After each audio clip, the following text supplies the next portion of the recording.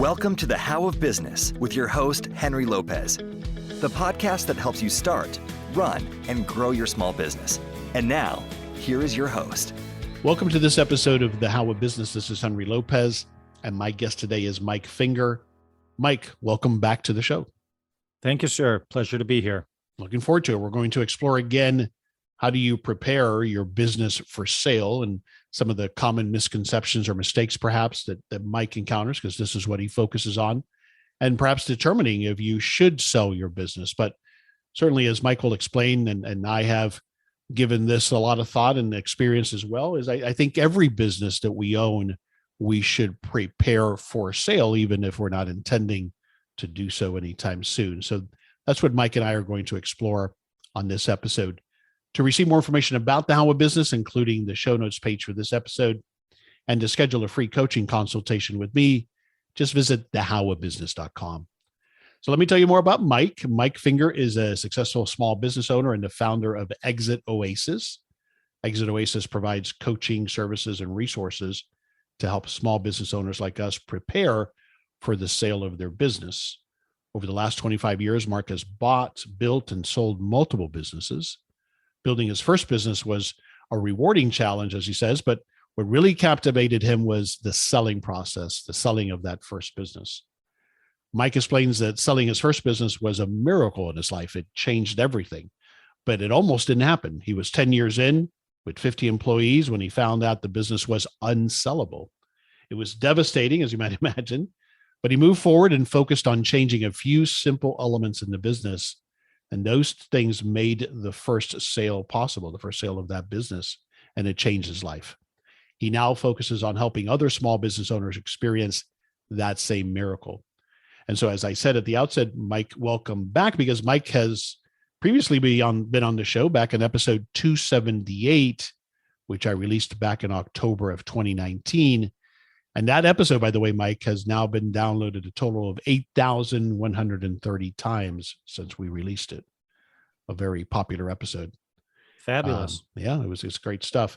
On that episode, by the way, and this episode, I'm not going to get into Mike's background, his journey, because that's something that we covered on episode 278. So if you want to learn more about that story that I just gave you a recap of him selling his first business, we dove into that on episode 278. So on this episode, we're going to revisit some of those same topics because, of course, it's such an important topic of preparing your business for sale. Again, some common misconceptions or mistakes. And I have one big question that we'll get to, which is, how do I determine if I should sell my business? Having gone through it myself a couple of times and having advised my own coaching clients, it can be a very difficult decision. Mike lives in the warm Minneapolis-St. Paul area. So once again, Mike Finger, welcome back to the show. Thank you, Henry. Pleasure to be here. Yes, thanks for joining me. As we were talking about before we started recording, you and I get the pleasure of getting together about once a year on David Barnett's Christmas show, and that tends to be when we catch up a little bit. But I'd like you to just share with us, since we had you on the show back in episode 278, October 2019, bring us up to date. What are some of the key milestones that have happened for you and your business? Wow. What has happened in the world since 2019? What a weird journey it's been this last couple of years. For me, it's been really positive in terms of my business overall.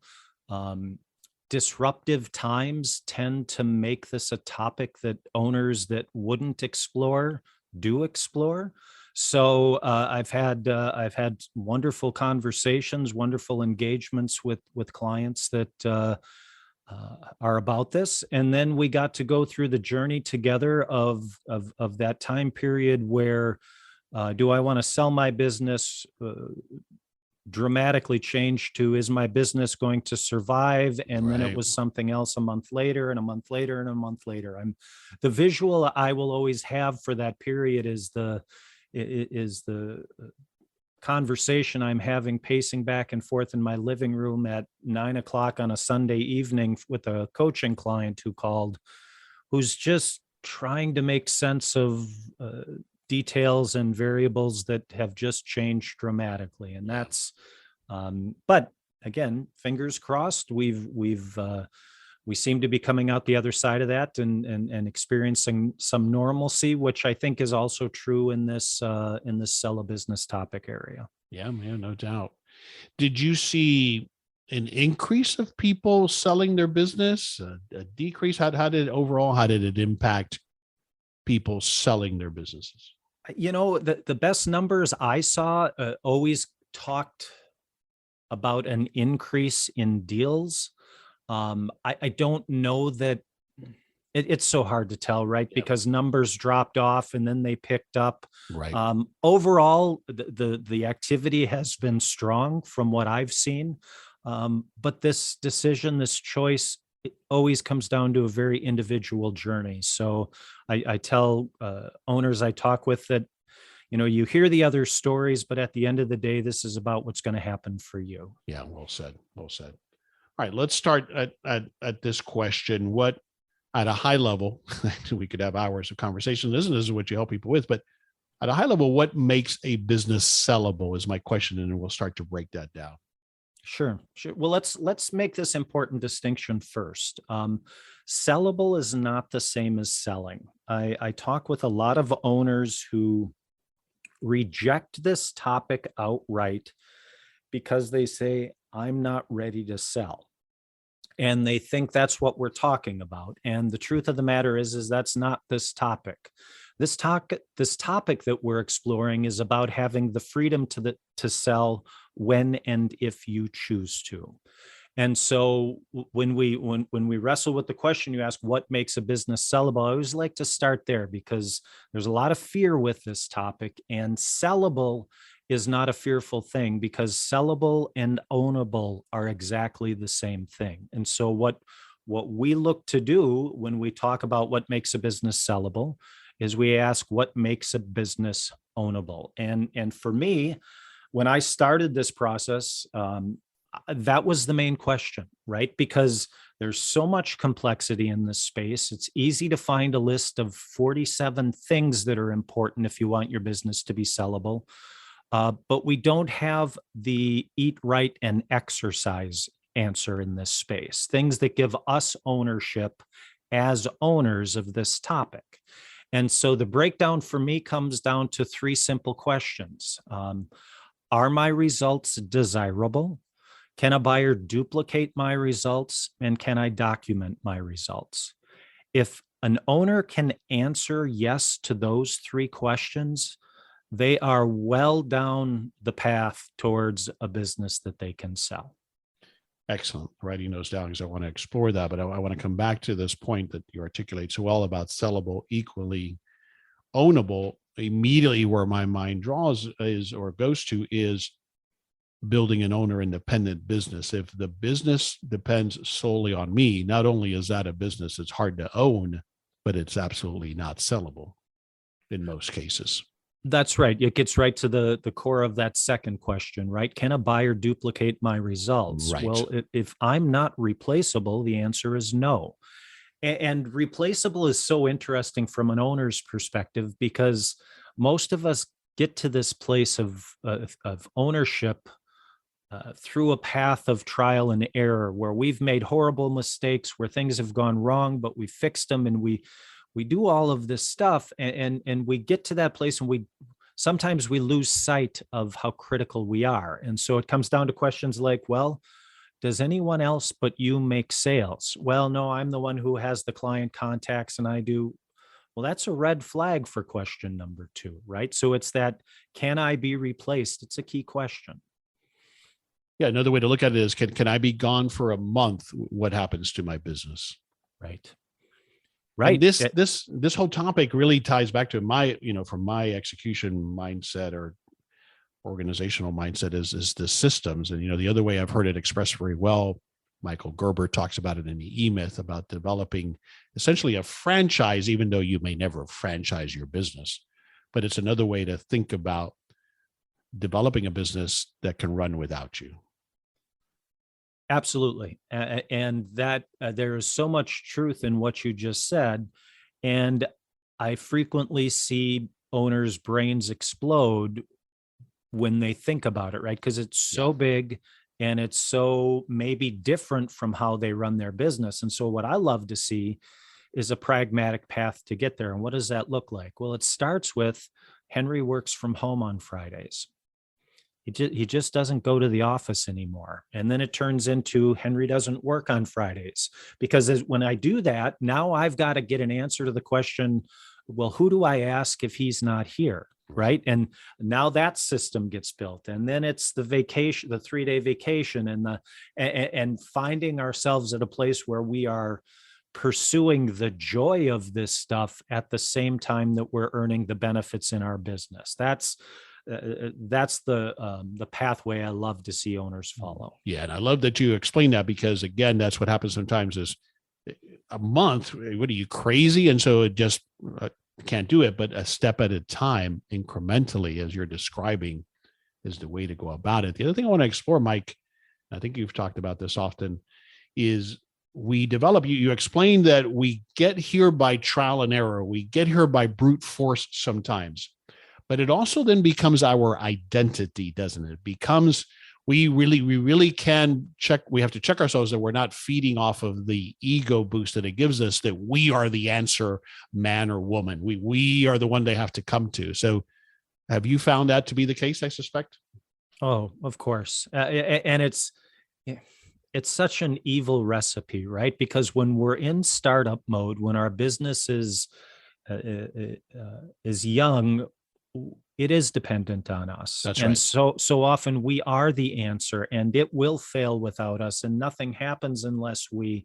And I mean, I'm flashing back right now to the Friday afternoon where we commit to a project that I know means I'm going to work 40 hours from Friday noon till the start of the workday on Monday to get it done.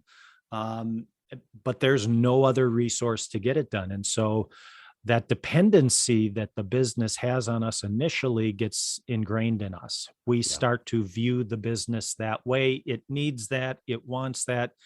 And the cruel part of it is it'll keep taking it from you as long as you give it to it. That's right. Right. It'll just keep taking and taking until you say, I don't want to do this anymore. I had a planning session over the last weekend with a client, and it was just such a inspiring moment when the owner, sitting at the table with his head in his hands, was just like, I don't want to do this anymore. And he was speaking about the bad stuff, right? I don't want to be working for this little money. I want to see these other things happen. And as soon as that change occurs, now we're looking at, how do we make more profit? We can take the risk with this client. We can do these things. But again, as long as I'm the center of the wheel, I assume everything has to run through me. And it just, again, ownability, sellability. We don't like having to be there 18 hours a day. It's really hard to sell a business like that too. So, yeah. And you touched on such a great point as you're explaining that, is that certainly at the beginning, and maybe even now, you may well be the one that can answer it best or can do it best, but you're missing the point. If you want to be a solopreneur craftsman like my dad was, that's one thing. But if you want to be an entrepreneur and you want to grow a business, certainly a business that you can sell, then you have to step back. And then what you find, something magical that happens in my experience, Mike, is that others, you might be surprised that others might actually do it better if you give them an opportunity.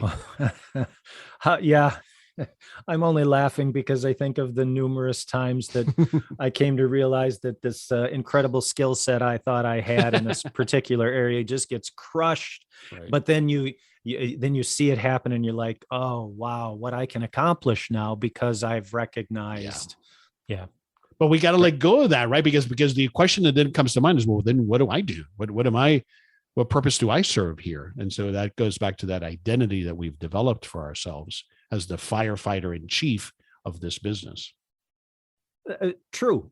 And I mean, I think that question varies depending on the size of the business. When we're at 5, 10, 15, 20 employees, there's always 3 other full-time jobs that need to be done that owner can step into. But you don't have to grow that far beyond that, where if you're doing it right, suddenly people aren't coming to you because they're discovering the answer themselves as they've been directed to, but also as they want to. Yeah. Right. And so that identity tie-in, it's hard.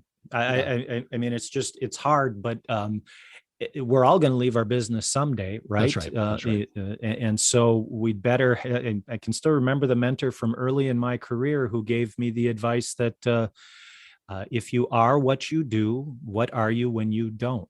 And it's more true for small business owners, I think, than just about anyone. Absolutely, because it so consumes our lives, and understandably so.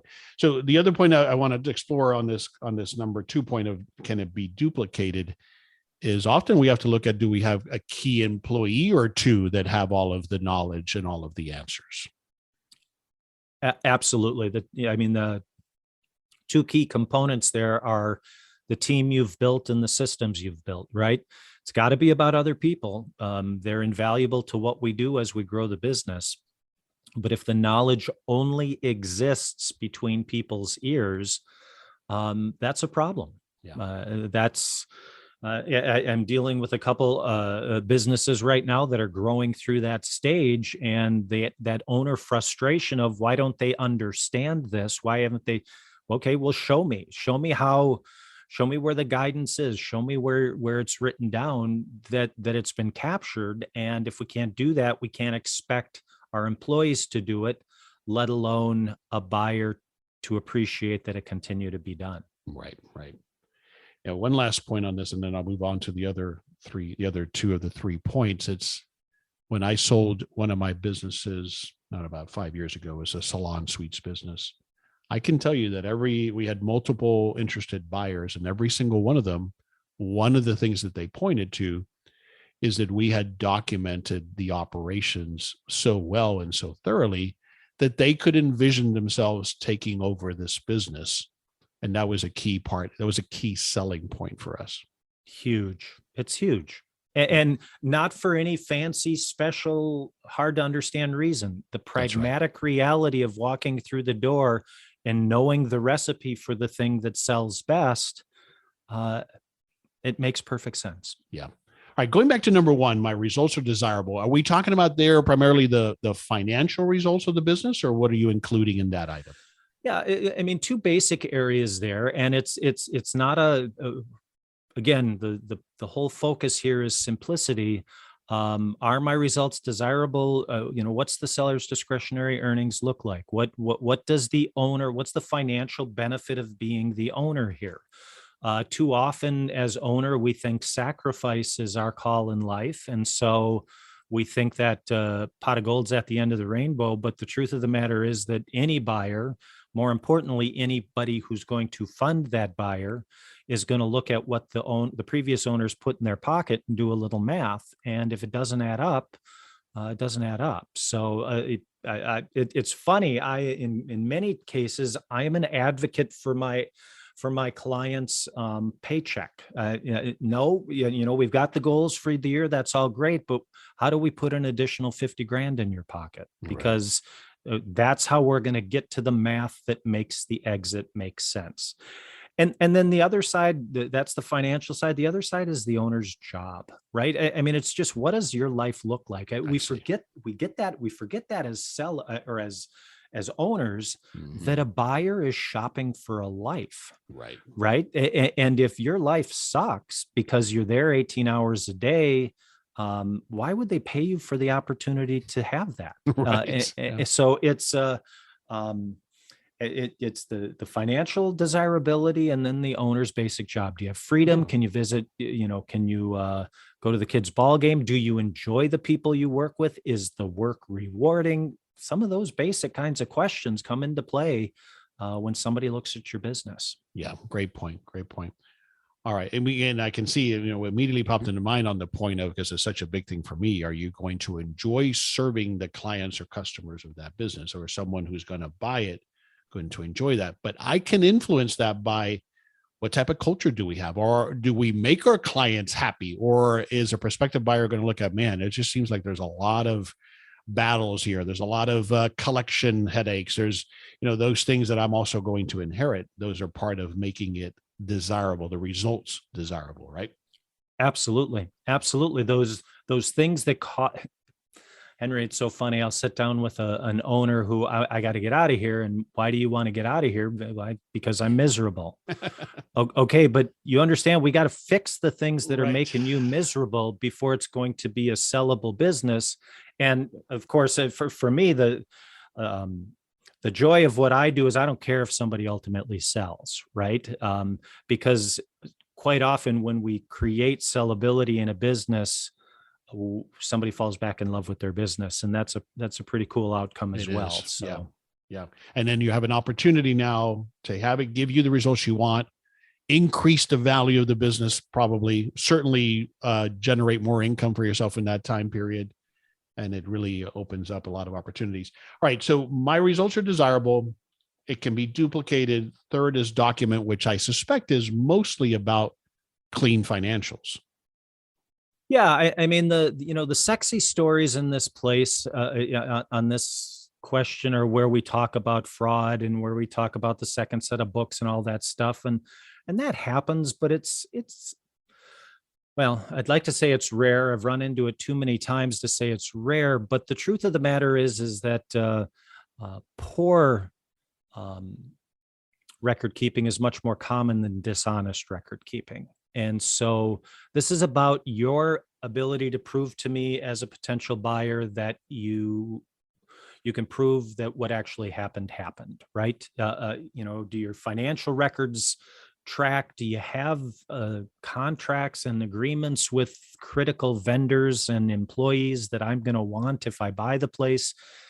Is the infrastructure, is the paperwork in order? It's not the most entertaining question, but boy, it kills all sorts of deals. I dealing with buyers who are waiting for months to get a simple set of financials to be able to determine if they're interested in a business. That's the kind of stuff that just kills opportunity. Oh, yeah. I mean, it just immediately begins to erode trust, and now it just creates this downward spiral. But it's an interesting point you make, that beyond the financials, and I agree with you that I'd rather have disorganized financials, of course, than starting to see things that don't mismatch. And one of the biggest things I see, Mike, sometimes that leads to that isn't even a fraudulent attempt. It's commingling of funds, right? Oh, right. I pay that over here, and sometimes I pay personal things here, and all the stuff that you're not supposed to do. That makes it really hard to do any kind of forensics on validating what you're telling me your revenues and profits are. Yeah. Yeah. And the math, when you dive into that stuff, is it's terribly disappointing to business owners, because they realize that they saved a quarter worth of taxes and it cost them $12 on their or $3 on their sale. Good point. All right. So other misconceptions that you have found, particularly with the process, Mike, like, for example, I think one of the things that people don't realize is how long it could take to get the business sold. So share with me some of your thoughts on that, especially now, as we talked about with the impact of COVID.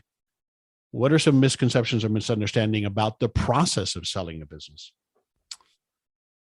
Well, let's start with the big one. And the big misconception is that I can. Right. I mean, you and I have talked about those numbers before. Best numbers I can find available say 20% or less of small business owners will sell their business successfully. So unquestionably, the biggest misconception that owners bring to this process is a belief that they're going to be able to sell their business. And that's a huge eye opener for most small business owners. One that I think they all benefit from getting before they're sitting down with the business broker, mind you, but or before something happens that requires an exit. Yeah, exactly. It's just it's so sad. It's so sad when you run into owners who, and unfortunately it happens all the time. No retirement savings. I didn't save for the kids' education. I don't need these things because I'm going to sell the business. Right. No, you're not. And so we got to kill that misconception first. You alluded to the timeline. I just brought a broker to one of my coaching clients. They're exploring a sale, and yeah, we get the 9 to 18 month estimate in terms of average time to exit. Now, there are 30-day examples, right? But the truth of the matter is this is a complicated process once you dive in. And even if I want your business and I love it, now I'm waiting for 2 months for the SBA loan to be approved. Now we're waiting on this legal issue or that accounting process. It can take some time. And so the teeter-totter inside the owner's head is an interesting one, right? Because we're either all in or I want to sell right now. Right. And the truth of the matter is that you're going to have an extended period of time where you're spending 8 hours a day pulling together everything you need to try to make a sale, and the other 8 hours working on that business as if you're going to own it forever. It's hard. I'm, having been through it, both of us, because you can lose focus too. And you almost kind of begin to envision yourself after owning the business, so I kind of related to senior fever, where you already saw yourself gone, but you're not gone yet. Right. And you have to be very careful to manage that. Absolutely. Such an important point.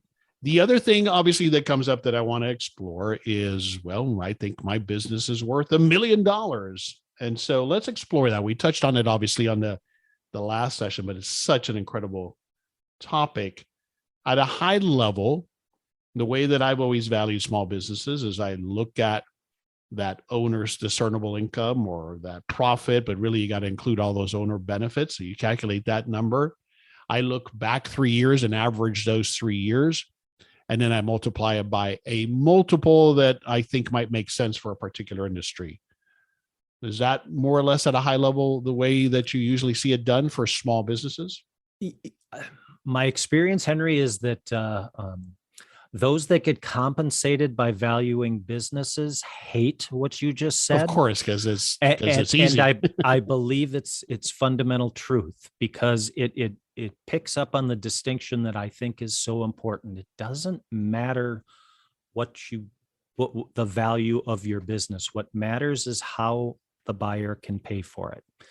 And if you don't have a business a buyer can pay for, I don't care what the valuation says, right? Now, you and I both know stuff is worth what stuff is worth. And if you own a trucking company and you have $1 million of trucks parked on the back lot, your stuff is worth $1 million, but that's not what we're talking about, right? We are talking about that machinery of business that produces profit. And that machinery gets valued in any buyer's mind the way you just described, because that's how they're going to pay for it. They're going to take the results of the business and they're going to use that to do two key things. They're going to use that to earn a living and to pay the service on the debt that they incurred to buy the business. That's right. I'm glad you put it in that perspective. Yeah.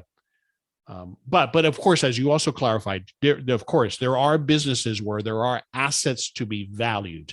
Real estate, buildings, equipment, like you said. So that does have to be brought into play as well, though. It does, but we do it as owners in really screwy ways in our brain. Okay. I'm reminded of the story the broker told me about the owner who got his valuation roughly based on the formula that you mentioned, and was immediately aggressively negative, because he's like, the trucks I've got parked behind this building are worth more than that. And of course, the broker's like, why in the world do you have trucks parked behind your building? You don't do any trucking. Well, I did 5 years ago. Right. I mean, so it's like we get these things in our heads as owners, and it's just not how. I think it's human nature. It's why we keep stuff in the garage, because it has value, quote unquote. Yeah, I've got an owner whispering in my ear right as we're talking, from an experience a couple of years ago, telling me how there's $1 million of inventory in this warehouse, but everybody who looks at it counts, 150,000. That's because he still sees the opportunity, the upside, which is why he bought the inventory or made those investments in the first place. Right. The problem is the market said, no, we don't want to buy those things from you. Mm-hmm. Another great point. So to that end, when do you recommend hiring a third party to value our business? Other than their broker, in my experience, most brokers will provide a basic level of that, but then we can hire somebody who specializes in that as well, right? Yeah, absolutely. So let's draw a very arbitrary line, and let's say if your business value is likely to be, well, let's take an easier number to count. If your revenue is 5 million or higher, maybe a valuation might have some value for you. Yeah. But if it's less than that, you're much further ahead getting that broker's opinion of value and having that conversation. In fact, my encouragement to owners is they have that conversation once a year. Talk to a broker once a year. Have them come by, take a sniff, tell you what they think.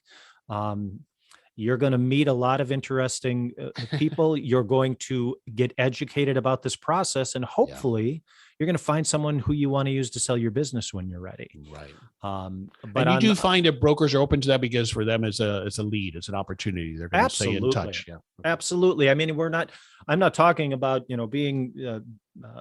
being dishonest about it. You say, listen, I don't know if I'm ready to sell, but I'd like to learn about your process and learn what you think the business, could list for. And I rarely find owners or find brokers that don't want to have a conversation with an owner. Yeah. All right. So thanks for that general speaking rule. 5 million and above, you may want to get it valued. Otherwise, the broker. So I take that to believe, and having known you, you do recommend in most cases that we engage a broker to sell our business, or what are your thoughts there? It depends on the business and how you're looking to sell, but I think in most cases that represents probably the most pragmatic way forward. Now, I will say, back to your original question, Henry, that that's probably one of the bigger changes I've seen in the space in the last 3 years, is the number and growth of the online sell your business platforms. Broker-free type environments. That space is on fire. And we just sold our, as you know, our frozen yogurt business that we've had. We just sold it last year, and we did that ourselves through an online platform. Yep, it's a game changer, which many brokers are in denial about. It doesn't work for everyone. It doesn't, right? Obviously, you brought a knowledge base to doing that most owners wouldn't have. Right. I would be the last person to say that brokers don't bring value. Mm-hmm. Different brokers bring different value. Some bring none, some are extraordinary. But there is a security in that process. Again, it depends on what type of business it is and what your reasonable exit value might be. Agreed. Yeah. And to me personally, there's also kind of a threshold. The yogurt restaurant was at a price point where we thought it doesn't make sense to pay that commission. We can do it. Like you said, we have the experience, David Begin and I, who you know as well. But when I sold my salon business, I sold it through a broker. A couple of different reasons. Higher price point. I felt like at that point I didn't quite have the knowledge, but one of the many things a broker provided for me there is I needed to keep it secret from my in that business. I had tenants was my client. And it just would have not been productive for them to know. So that allowed me a layer of separation of secrecy that was essential to me in that transaction. Great point. Yep.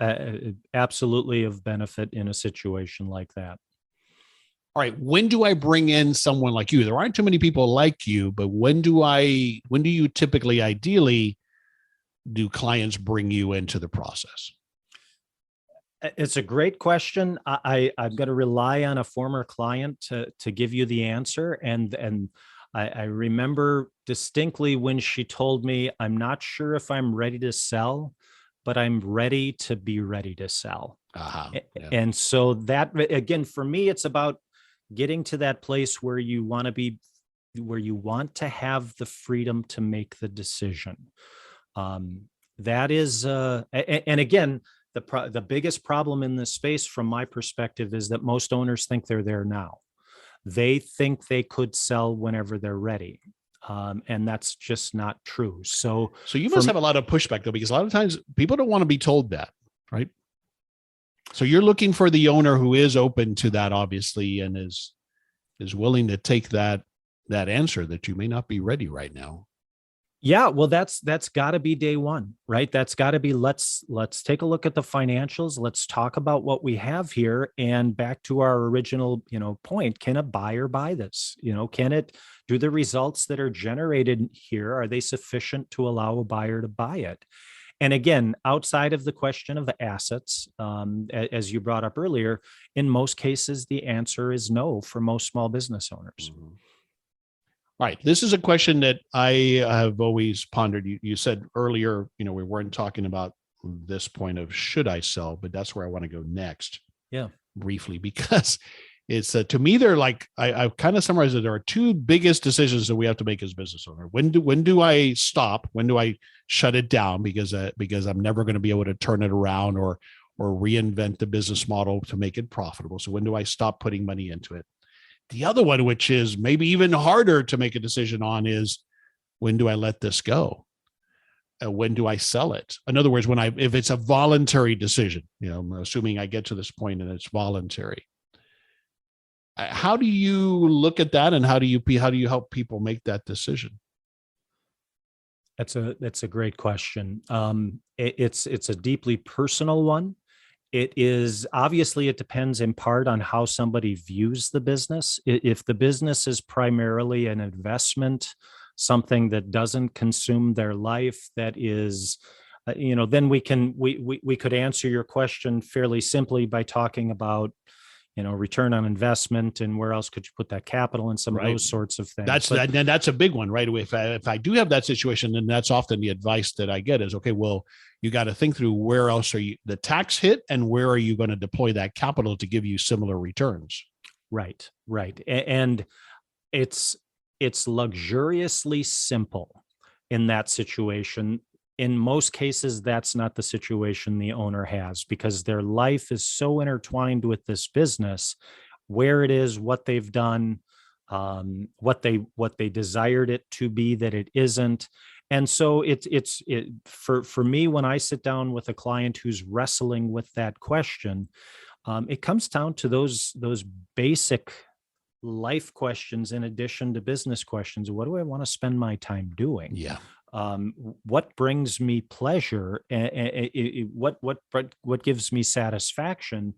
And as I'm sure you experience all the time, for a lot of owners, there are pain points that grow over the years. I loved my first business, Henry. I loved it.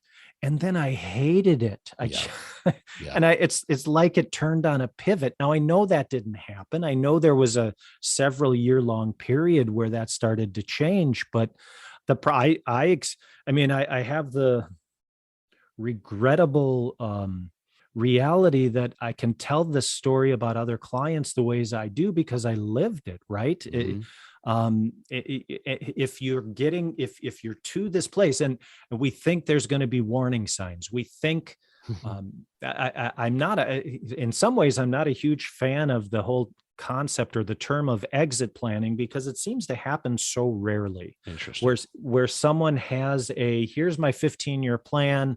I'm going to sell for this amount on July 2nd, blah, blah, blah. Right. This laid out, it rarely happens that way for the owner. What triggers it? The visit to the doctor. Yeah.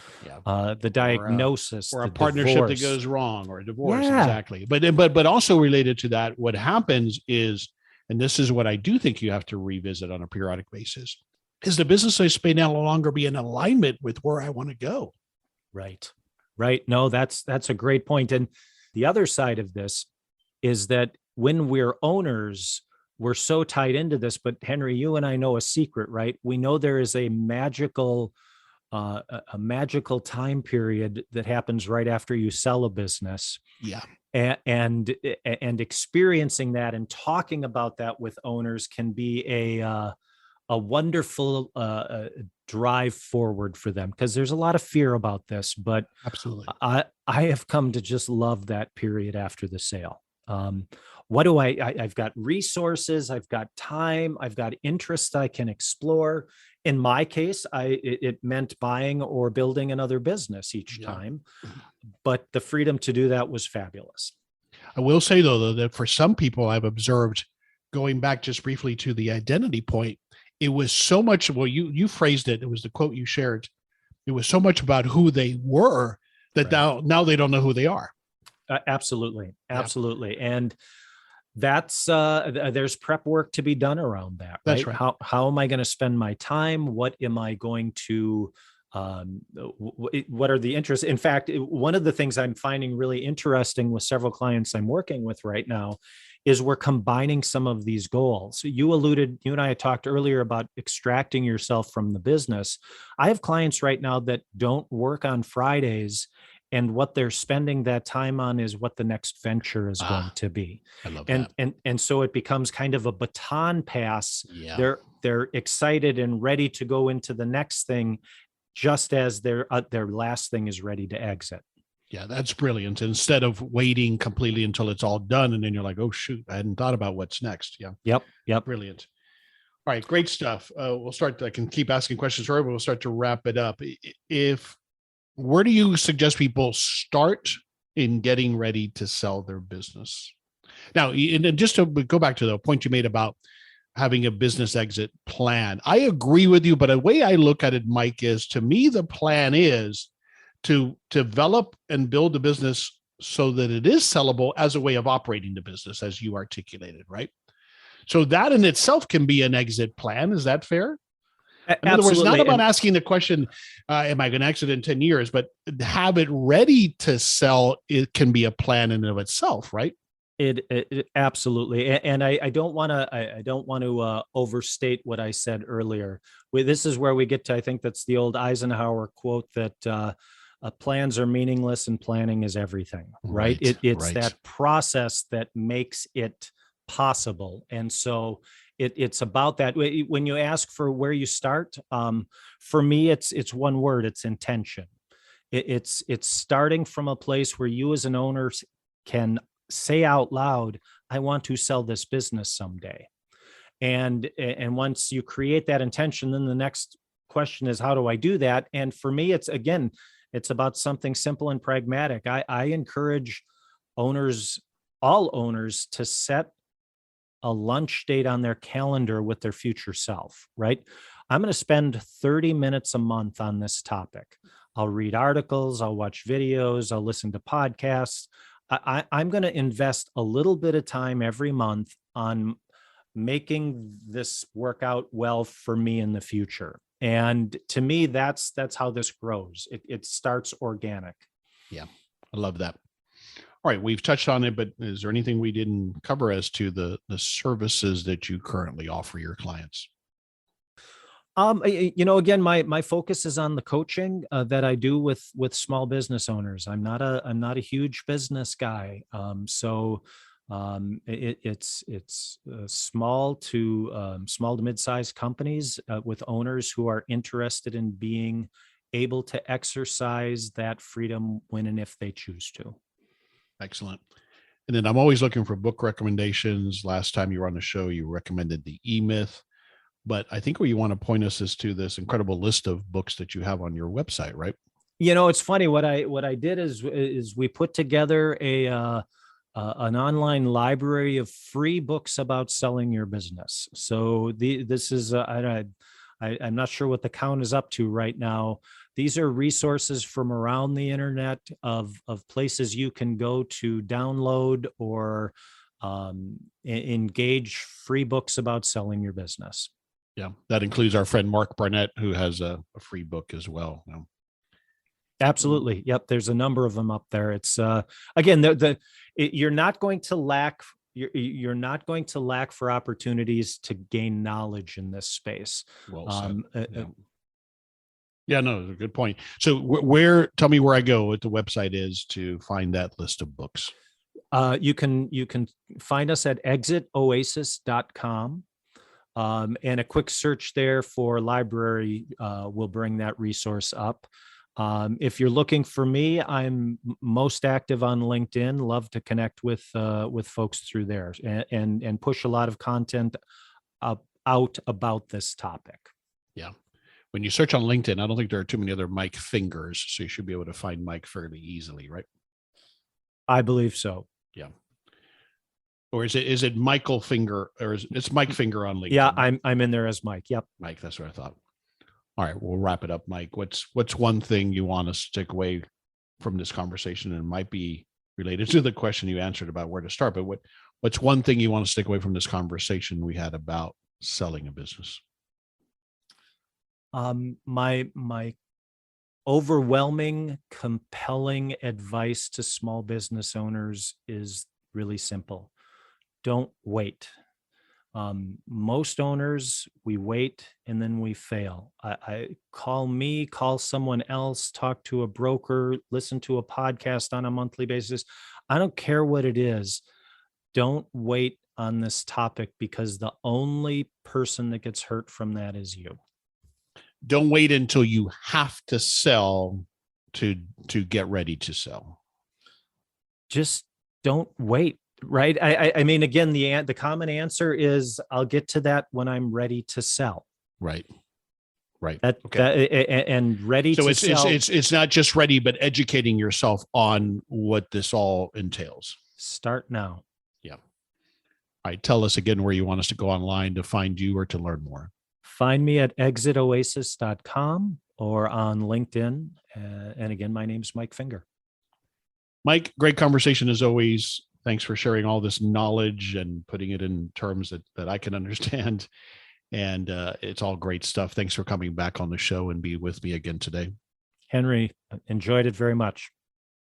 This is Henry Lopez, and thanks for joining me on this episode of The How of Business.